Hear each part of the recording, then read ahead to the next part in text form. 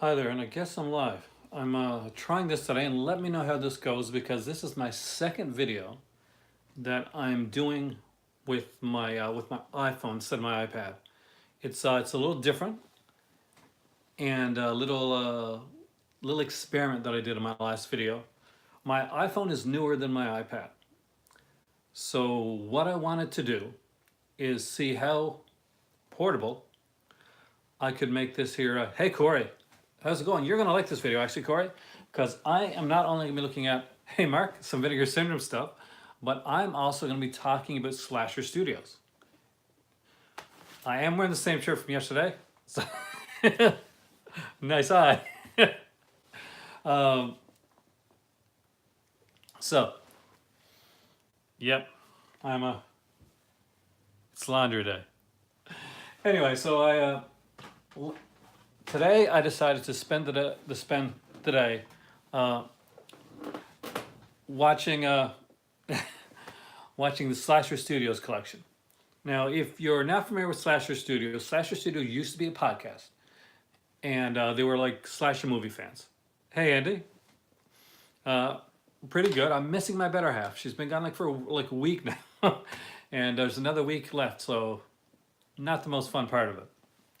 Now, just before I go like any further, you guys are always my testing grounds when I do this, so let me know that you can hear me okay. Just to make sure. Now, Sarah shot as YouTube channel on here, and a while back, he sent me a message and he said he wanted to send me some perfect. He wanted to send me some independent like horror from Ohio, and since when I used to write, one of the companies that I work for was in Ohio. I was really intrigued. Now, if you've been watching my channel for a while, you know what he sent me. He sent me the package for everything that Slasher Studios has put out thus far.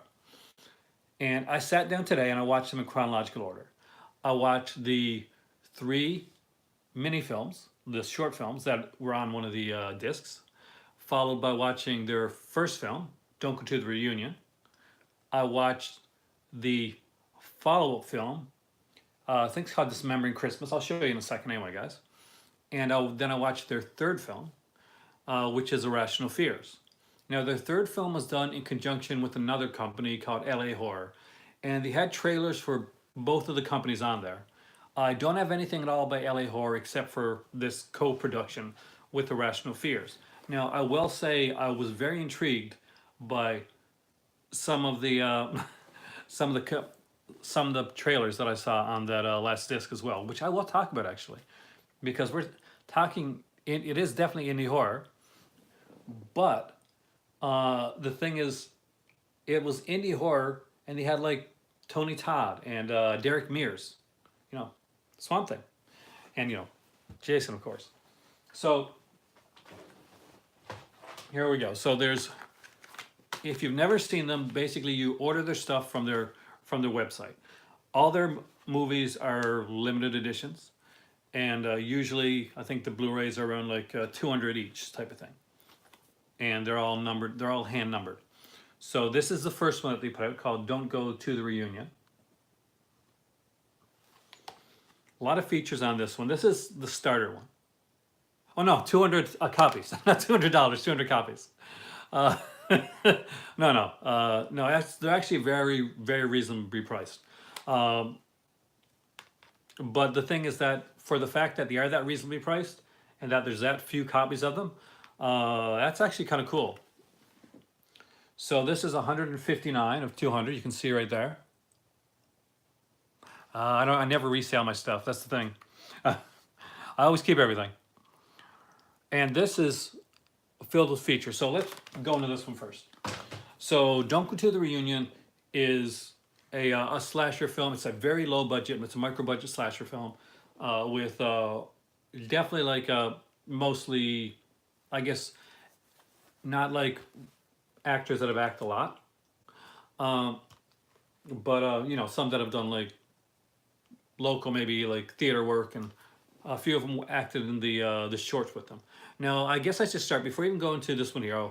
There's 3 shorts. There are 3 short films that they made before Don't Go to the Reunion are on this one here. I don't usually like put comments on my my Facebook videos, like just regular comments. I have those, but most of my comments sections come through here. But I'm on Facebook and Instagram, and Twitter as well. uh, but I've never like unless it's like a troll comment that thing, then I wouldn't. But like for regular comments, that those don't normally go through. Yes, yeah, but I actually do watch wrestling. Dawn of the Dead Blu-ray price. I'll be honest with you, I haven't seen that yet. Uh, do you mean the new one that's coming out from Second Sight, or do you mean like the Yoda print like Arrow one that was out years ago? Because I wouldn't think the new one would be that unreasonably priced yet. Did they actually put it out yet? I don't think they put it out. Oh, okay, yeah, I was gonna say, yeah, that Martin too, I'd say would be one that's probably pretty high priced up there now. So there's 3 short films on this. The first one is called Teddy, and it's pretty much, I'm not gonna say it's pretty much what you think it is, but basically it's kind of a riff on I Know What You Did Last Summer. There's this guy who's fixing the car, and he's got this his son, he's definitely in his 20s. He carries a teddy bear that looks kind of like scarred and stuff. So these kids are drinking, and they come by and they hit this guy, and they kill him, and they bury him. What they don't realize is that he's got his son that's kind of like, there's something strange with his son, and he's in the woods basically. They don't see him.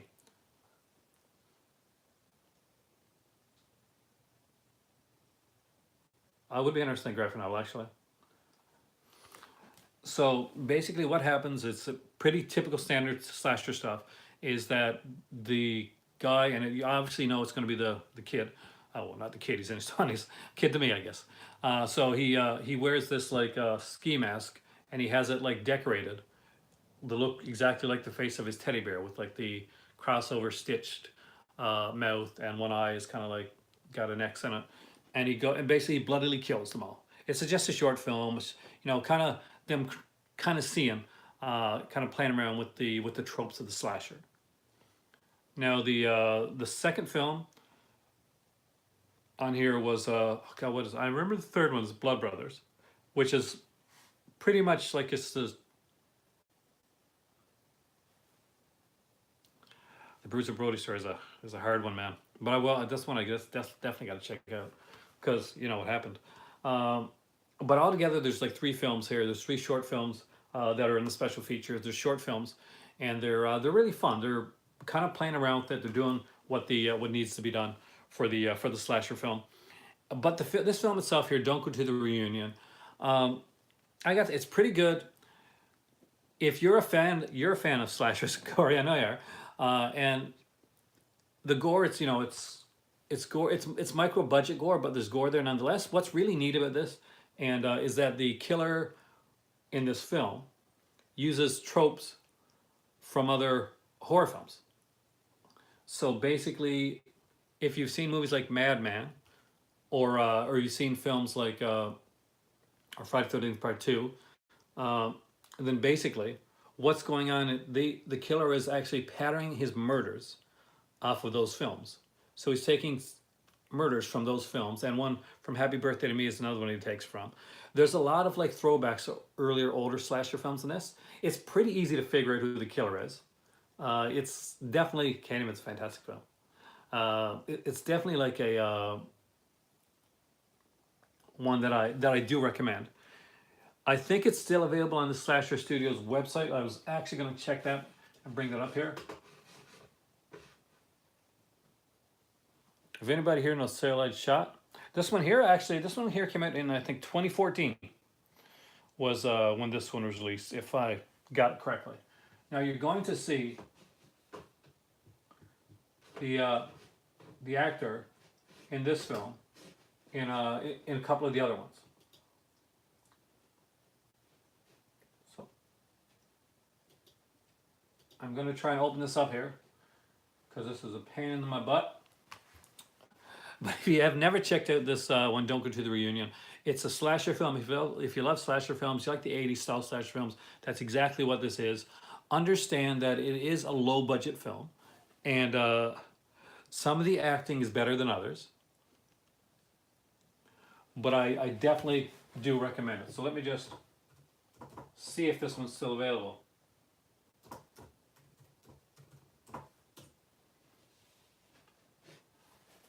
One of the things that I want to do, sorry if I got to turn around for a second, guys, is that I want to be able to show you guys, like I said before, I'm going to highlight different and new companies that you guys can actually collect and have fun with.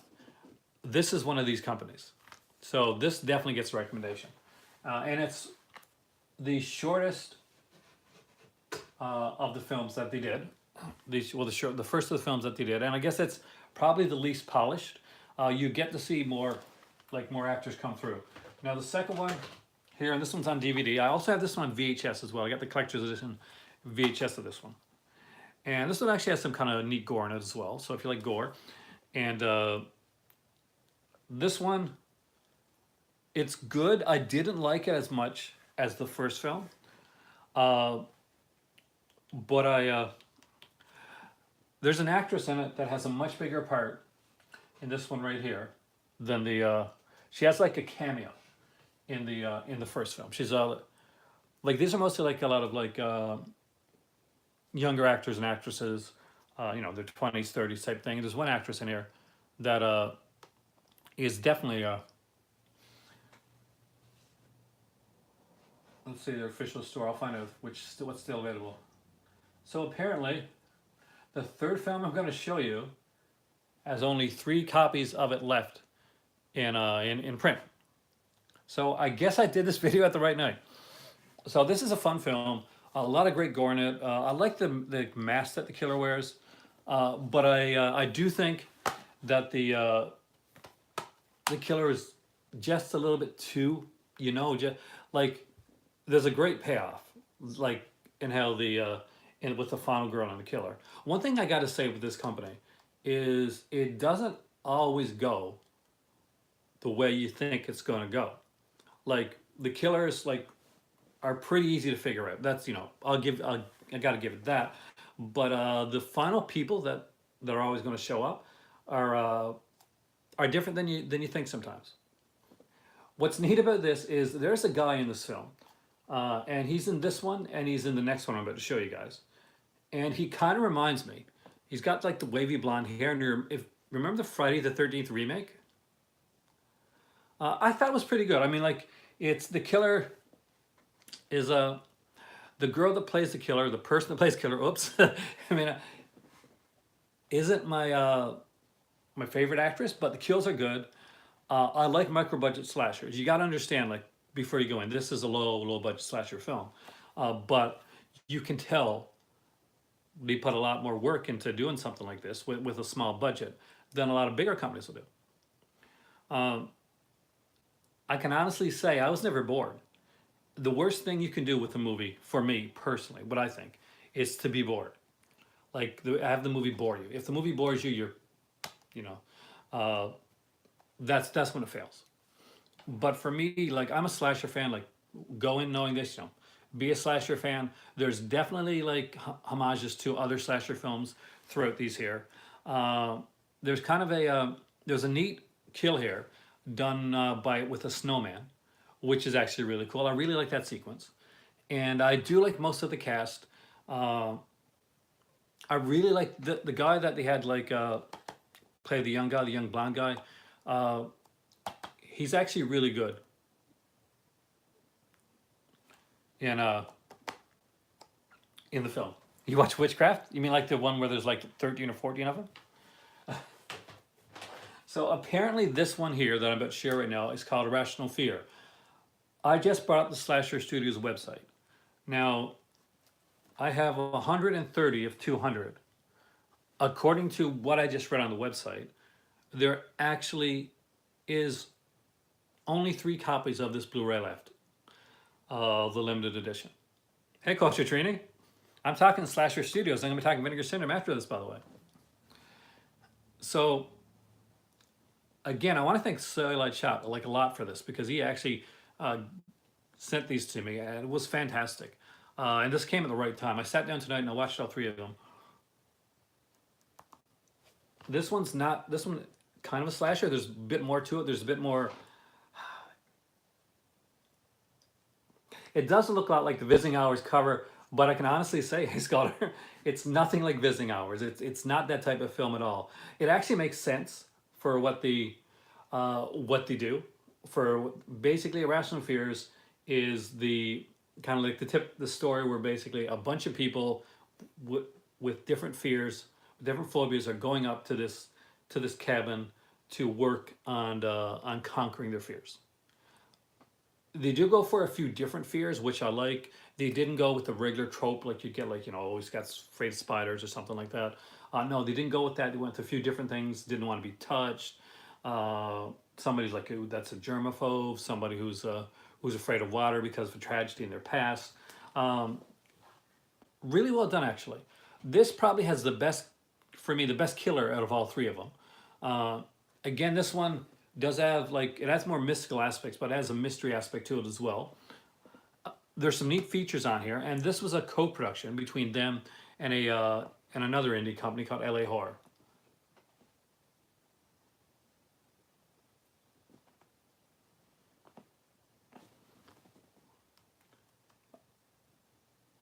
And it was really fun. The guy that plays the, he comes off at the beginning of the film, uh, kind of like he's going to be like a very vanilla, very bland character. But towards the end of the film, when the killer goes into full killer mode, it's bloody brilliant. He really chews the scenery, and I mean that in the most complimentary way possible. These are lower budget films. They are done by a company that isn't working. Oh, feel free. If I miss something, I do apologize, Mark. I'm just trying to get these here because I have been promising to review these for a while. Uh, it has two commentaries. We got a cast and crew commentary and a filmmaker's commentary. There's deleted scenes, cast and crew interviews on here. What's your fear featurette? The making of Rational Fears. There's a Slasher Studios horror podcast because this Slasher Studios used to be a podcast that I actually used to listen to. Hey, John, have you ever got any of the Slasher Studio stuff? I'm actually super stoked about this, even more so now because there's like 3 copies of this left, like at all, and that now you can still buy the DVD of it, and you can buy, like, just to let you know the price on these things. Just so the Blu-rays from Slasher Studios are $20, and the DVDs are 15.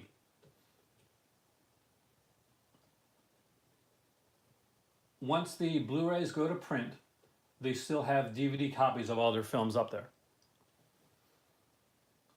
And I think I might eventually go for one of their T-shirts because I was significantly impressed with these films.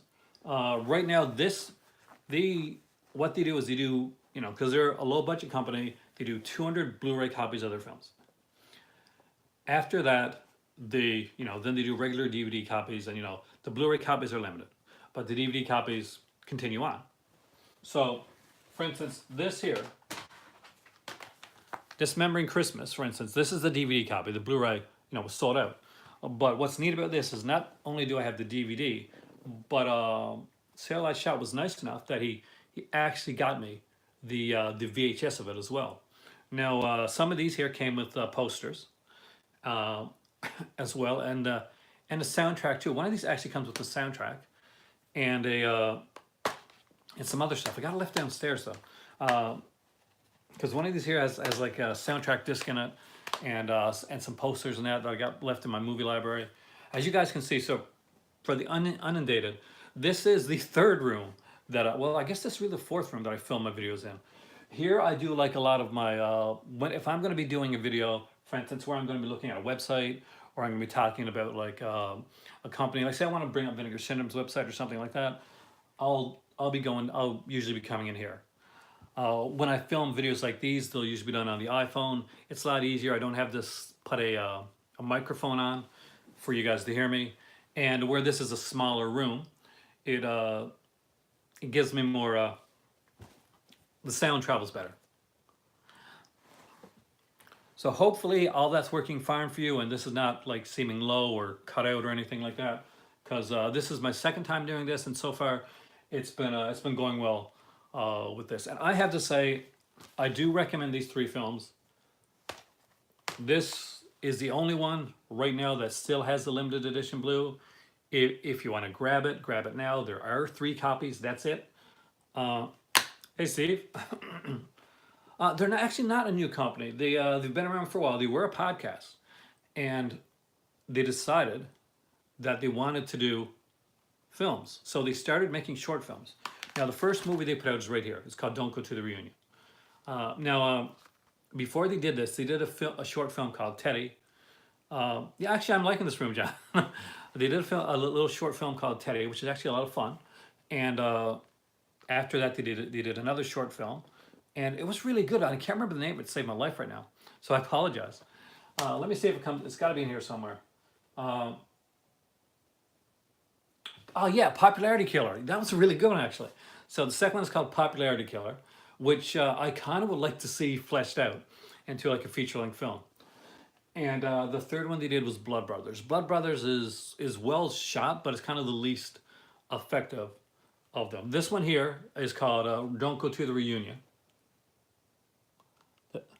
There's a couple that have an axe in it. These are hardcore 80s slasher fans. So basically they were a podcast.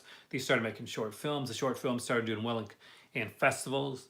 They decided to do like they did, I think, an Indiegogo type of campaign where they put out their first film. It's very much meant to look like an old school slasher film. And like they mentioned in here, the kills are taken right out of, on purpose, right out of other slasher films. They do a kill from Madman. They do a kill from Happy Birthday to Me. They do a kill from Friday the 13th Part 2.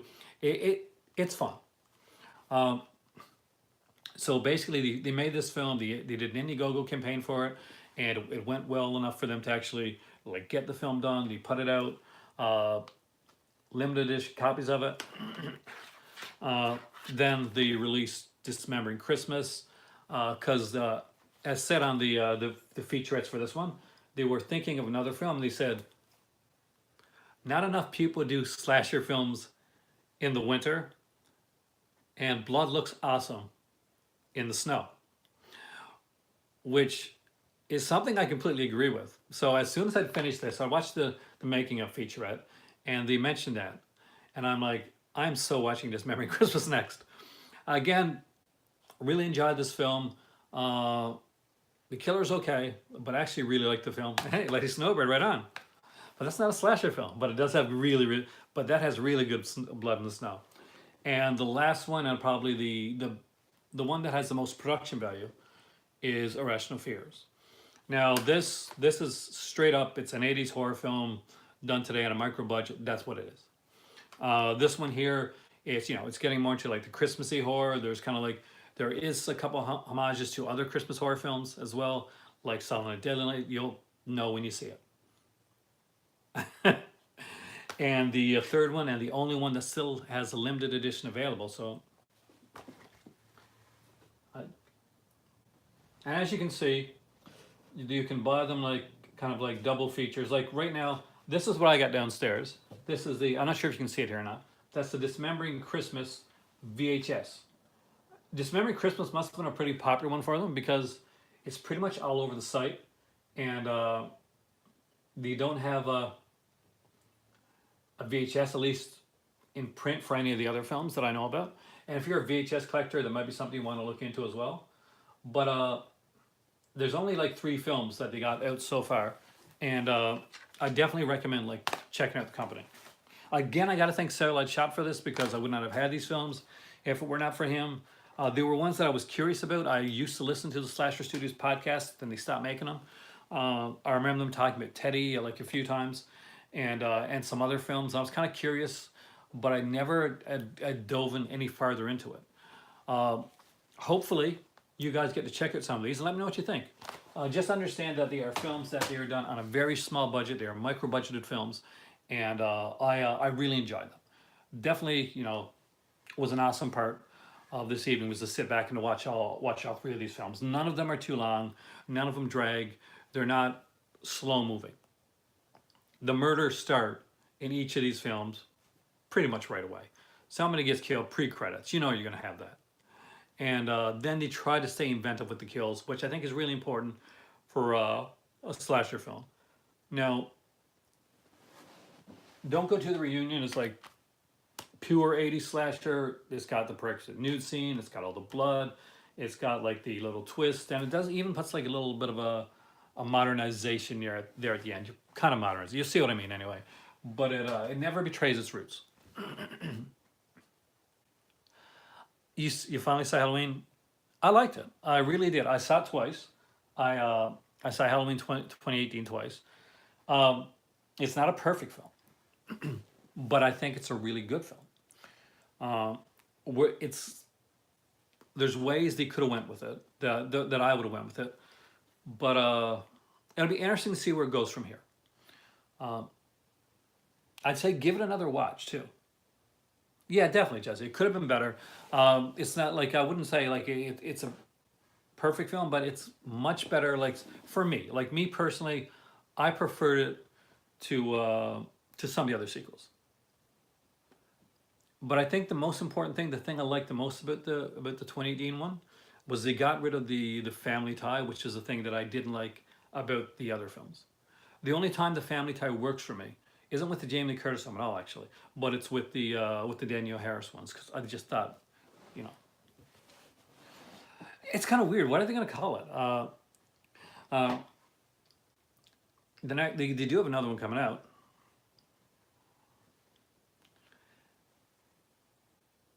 It'll be interesting to see and see if the same people are going to be the ones that are working on it. It was an odd choice for the title, in my opinion, but I think that I will give credit. I think Blumhouse is have been doing a good job with, all their films aren't good. Let's face it. There's good Blumhouse films and there's bad Blumhouse films.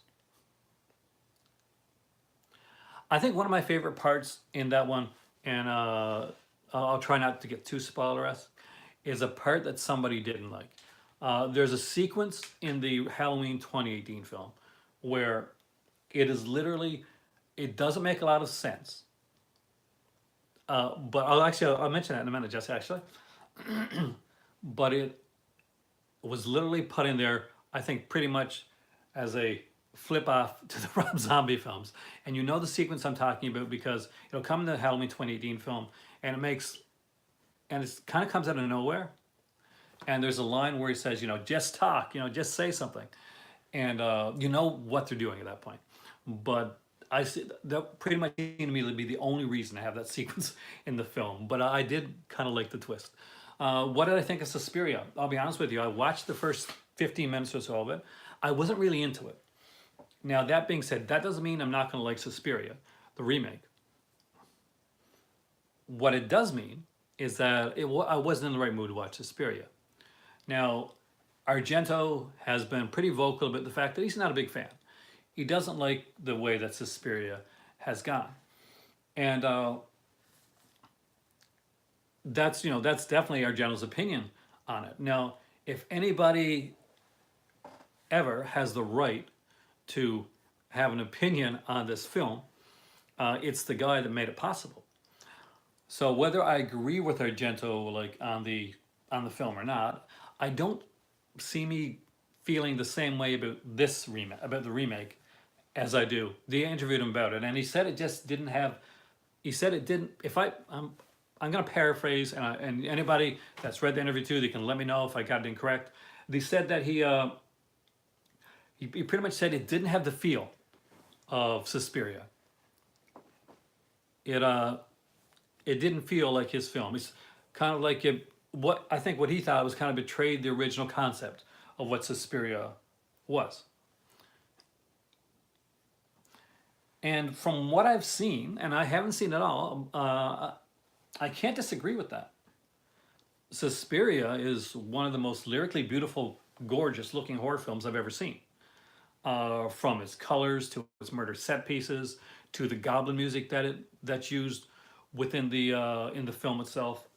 There's a reason Suspiria has the name that it has today, and there's a reason Argento has the name that he has today. What I don't like, and I'm going to be completely bluntly honest, is when I go onto like a website or a forum or Facebook post, and I'll see somebody will link the interview, and there's always going to be like one or two people. There's always got to be one or two people that'll say, "Well, Argento can't talk. He made Dracula 3D," or Argento. This is what kills me. It's one that's super disrespectful to the creator of Suspiria. Like he does not like you don't have to agree with Argento. You can like Suspiria. However, what I don't think is right is if you go on there and you say, "Oh well, Argento's not good enough," there would be no Suspiria remake at all for anybody to like if Argento didn't make the film in the first place. So just in my opinion, in my not so humble opinion, like definitely show some respect to the original. And when you're making these, what I consider dumbass comments. And that's the thing. You may love it. Like this may be your Suspiria. You may love it better than the other one. That's okay. That's fine. People have different opinions. That's okay. But some remakes are good. That's the thing. I can't say remakes aren't going to be good. And I'll go back, we'll go back to the trope of like The Thing and like The Fly. Remakes that, The Blob, for instance. Remakes that definitely were good films. Philip Kaufman's Invasion of the Body Snatchers. So there's a lot of good remakes out there. The thing is that people tend to think nowadays that remakes are taking the place of originals, right? But they're really not. I mean, like, I just showed you three original films that were made, horror films. And like my Suspiria is the original Suspiria. That's me, right? Hey Kubrick, I hope you're starting to feel better, man. Keep taking the meds and keep resting. I just mentioned Slasher Studios. I don't know if you're into the slasher stuff. I'm trying to remember, but it's an independent company. It's original stuff, and that's kind of neat. And they do limited editions. So this here, 3 copies left on the Slasher Studios website right now of this film. There's 200 copies of these made. So if anybody's a collector, got a collector mentality out there, they're hand numbered. There's 200 copies made. Once the Blu-ray's gone, it's all gone, and then you can just buy the DVD. That's it. You can't buy the Blu-ray afterwards, unless you're gonna go on eBay. And there's 3 copies of Irrational Fears left. I only found that out a couple minutes ago when I opened up the website. So I guess it was kind of neat. But anyway, back to Suspiria. I haven't seen it. Like I watched a few minutes of it. I didn't get into it.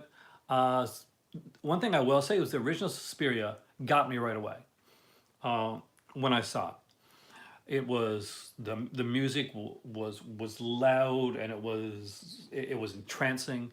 The colors were beautiful and brilliant and bright. Jessica Harper came on the screen, and I'm a huge Jessica Harper fan. So yeah, I'm a big fan of the original Suspiria. I might end up liking the new one. When it comes to like the remakes thing, but honestly, B Movie Archives, I'm not against remakes. Like some of them, I'm not gonna like, and there's been arguments back and forth. Like one of the big arguments is that on one side of it, people will say, well, the remakes will make other people aware of the original films. And, so there's that. But the other side of that argument, I'm very jealous of of the way you sell films and the people you met, Kubrick Love. And the other side of it is that some people are going to see the new one, and that's going to be their, it's going to be their kind of their going point to the film. They're not going to go anywhere aside from that. So there's a point to both, to both of those sides. There's a balance to both of those arguments. As a fan, my favorite movie of all time is the 1974 original Black Christmas. It horrifies me that there are people out there that Black Xmas is going to be their only version of that they'll ever see. It's very different. Cubic Lever. It does a different thing with witchcraft. Apparently, like I've read up a bit on it. The music is very different. It's from what I saw, and if people that saw the whole film, they can let me know if this is right or not. The colors seem way less vibrant and way more muted. And I actually think that was a stylistic choice by the director to go in a different way. But Suspiria is a film that is so hung on its visuals that I'm not quite sure that was the right choice to make. You know what I mean? Suspiria is a film that it is visuals. I said the guy from Maniac, the remake of Maniac. This remake was actually pretty good. He's a huge fan of horror films. Suspiria being his favorite. Actually, I'll get into those two in a second. Suspiria being his favorite. So he actually, when he has parties, he said sometimes what he would do, like a Halloween party, is he'll have music playing, but he'll put on Suspiria in the background on a big screen, and because it's beautiful visuals for a Halloween party. You're not going to do that with the new Suspiria. It's a long film. It's a much longer film than the original. It's done differently. The original Suspiria is all about atmosphere. It is a nightmare fairy tale. It's exactly what it is. It's exactly what it's supposed to be. Its visuals stand out. You will remember Suspiria. You'll remember the soundtrack to Suspiria. It's goblins, so you got Claudio Simonetti there, who for me, you can't go wrong with the soundtrack. For me, still though, Tenebrae is my favorite soundtrack. But if you've heard like Deep Red before, and you heard Tenebrae, Suspiria's soundtrack is on a completely different level. The original, they went in a different direction with the music. How did you find the cut of Dawn of the Dead? Because he did with Argento's cut. He used the goblin music, which I thought was actually good, and he tried to speed it up a bit. He sped up the action a bit, if you know what I mean. It was more action gore oriented as opposed to some like the character pieces. Like some of that got cut for the gore, kind of got rescored with the Goblin soundtrack. I'm a huge fan of Dawn of the Dead, and I don't think there's a cut that I don't like. At this point, I wouldn't be able to tell what my favorite cut is, but I'm a huge fan of the film, and I'm a huge Argento fan. So I always get upset when I go online and I see somebody like downing on Argento. It does bother me. I'm here today, collecting these films and watching this stuff because of watching Argento when I was younger. The same as Black Christmas. I went in at an early age and I saw Deep Red. I saw it in the theater. Obviously not when it first came out.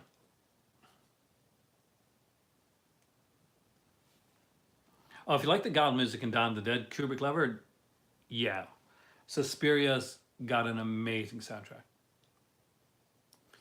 It's probably it is considered one of the penultimate horror soundtracks out there, for score wise. But you let me know what you think. Check it out sometime. It's definitely a really, really good film. So we talked Slasher Studios, which, again, if you guys haven't picked any of them up, I do recommend it. People complain so much that it's only remakes and sequels that are being put out when these little companies are putting out all this different horror, but it's just flying under the radar. So, as a lot of us here are horror fans. The only way that we can ensure that original content keeps being made is to support original content. Hey Dave, I haven't talked about Vinegar Syndrome yet, actually. There's only one film that's been announced so far. Oh yeah, Black Christmas and Prom Night. So I'm not a huge fan of the Black Christmas remake. I'm not going to lie to you. I am biased though in the fact that I really love the original Black Christmas. That's my favorite film. So I do have like a built-in bias that I can't take out of it. I do think it's enjoyable for what it is, but it is a pretty bad film. Prom Night, I feel differently about. Prom Night is another film that I've always liked, but there are aspects of the Prom Night remake, and if some people want to go around and crucify me for this, that I enjoyed. Uh, I don't think the Prom Night remake is a movie that's made for somebody that's watched a million slashers. I think the Prom Night remake is made for maybe somebody coming in, maybe like a younger, like a preteen or a teen type of thing. And it's dark for that. I mean, it's like really like hardcore, Are You Afraid of the Dark? Scary episode dark. Like seriously, if you ever went back to watch Prom Night again, it's very much a glossy like film, and a lot of people like pushed back against it because of that. But and they say, well, it's PG-13, so it's not going to be too gory or anything like that. It may not be too gory, but it's a bleak film. Like, it's a bleak film, and I guess we can get into spoiler territories with the Prom Night remake, considering it's been so many years since it's been made. But this is a film that starts out with a girl basically seeing her family, her mother and her father, get a. That's okay. That's the thing. Everybody's got different opinions. Get brutally murdered in front of her, and it basically ends with a riff on. And anybody that's seen it knows this. When a stranger calls, it takes that ending, but it goes just a little bit farther because the guy's not just knocked out or anything like that. No, he's dead. She's lost her family. She lost her family, her mother, her father, and at the end of it, she has her boyfriend. This is the one piece. This is her one remaining piece that's left for her. Like this is, she still has her. At least she still has her boyfriend, and that gets taken away at the end of the film. That's what strikes me with that film. A film can be and here's where I'm a little bit different. I think a film can come across kind of meandering and mediocre, but if you can get me, if you can find a place in your film where you can get me, where you can really like grab me, I can forgive a lot. That's and I feel that way about like a couple films where basically they'll really grab me. There was I'm a really big fan of Scream 4, which is the fourth Scream film. Well, pretty obvious. But there are aspects of the film, like there's one of the killers. I won't mention who the killer is. I think it's kind of weak. But the ending to Scream 4, as a social media guy, as a YouTuber, for instance, the ending to Scream 4 hits me hard, like really hard. I remember being in the theater and watching the ending of the film with hey, welcome, dude. By the way, if you want to roll back after in the first 30 minutes of this film, I talked about all three of these. And I want to thank you again because these these are awesome. Hopefully, I am hoping these guys are making more. I let people know that this is down to 3 copies, Irrational Fears. And that the company that they worked with on this one here, which was LA Horror, I got to get their stuff. Like To Jennifer at Felissa Rose in it, and From Jennifer, which is a totally different film, has Tony Todd and Derek Mears in it. So I got looking at LA Horror as well. I'm not sure if you got their stuff, but I'm definitely going to look into their stuff now because I was just really impressed. I was really impressed. It's well done micro budget horror.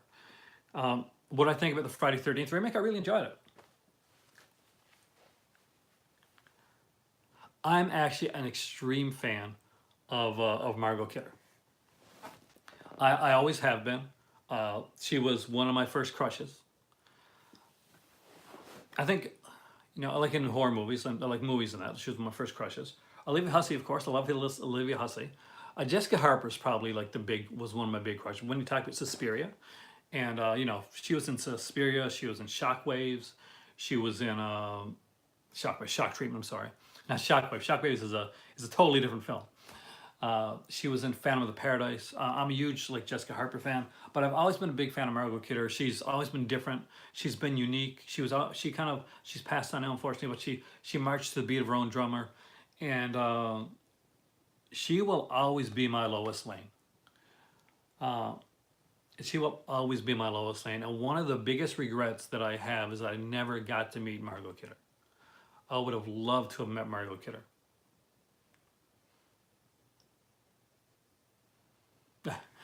And when it comes to the Friday 13, 2010 one, yeah, Olivia Hussey is in Franco Zeffirelli's Romeo and Juliet. That is her. Actually, she made Black Christmas right after Romeo and Juliet, if I'm correct. Yeah, I'm pretty sure she made that, which is a very different choice, isn't it? But when you look back and you look at Black Christmas and you see the cast that's in it, and that in the 1974 film, just look. I mean, when you think about it, you got like Margot Kidder. She would go on to be huge. Olivia Hussey was already huge. Udo Kier is in Black Christmas. If you're Canadian, there's a few different like really big kind of like Canadian actors in the film as well. And John Saxon, of course, who did like the Jowls before and who would go on to do like the Nightmare on Elm Street films. Insanely great cast. It's amazing, like the amount of people and the quality of people he got for. So, Keir Delia, thank you. It's one of those nights. See, I will always make at least one mistake per video. Thankfully, I got you guys to straighten it out. So when people watch this, always make sure, guys, if you're watching this and it's not live, check the comments because I make mistakes all the time. And that's why you guys are awesome for like picking up on my mistakes and saying, hey, no, it's this. Keir Delia. And Keir Delia, of course, incredible actor. So is Udo Kier, but Keir Delia is a bigger actor in a different way. He done some big stuff. We're talking Kubrick here. The Kubrick lover is a perfect person to pick up on that. But yeah, no, I'm a huge Margot Kidder fan. I always have been. I love Sisters, but her role, I kind of fell in love with her character in that movie, in Black Christmas. For me, that was like the perfect girlfriend at the time, like someone that kind of told it like it was. I like that, and had like that sense of humor. So as you know, Teen Aaron was like this is the Holy Grail type thing. I was going to talk to you guys about Vinegar Syndrome. You want to talk about Vinegar Syndrome tonight? Are you guys still ready for Vinegar Syndrome stuff?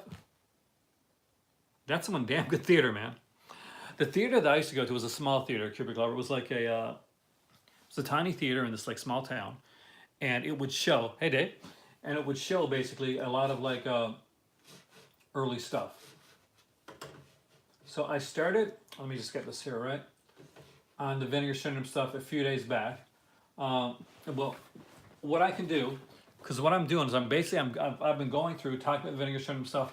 Now, there were 2 films that were recently announced that are coming out from Vinegar Syndrome in the near future. And I'm going to just bring them up here.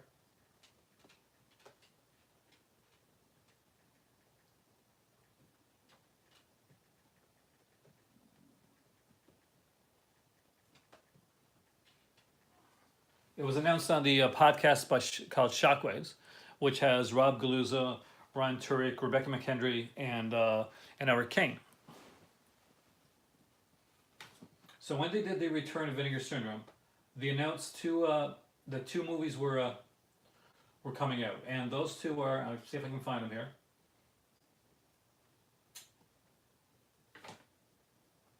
Does anybody remember those 2 films?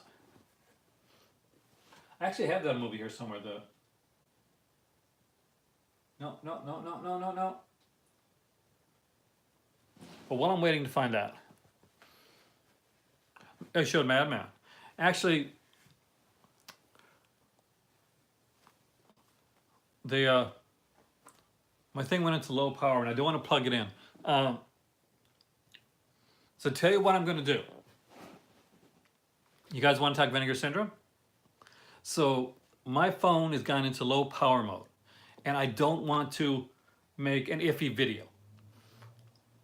So if you don't mind, if you guys want to join me, what I am going to do is I am going to switch out my camera. So I'm gonna end this video here on this note, and within 2 minutes I'm gonna come back and you can rejoin me, and we're going to do a serious talk on vinegar syndrome and some other stuff as well. But if you haven't seen the Slasher Studios portion of this, make sure you see the Slasher Studios thing if you weren't here from the beginning. I really recommend the company, and I will be right back, guys.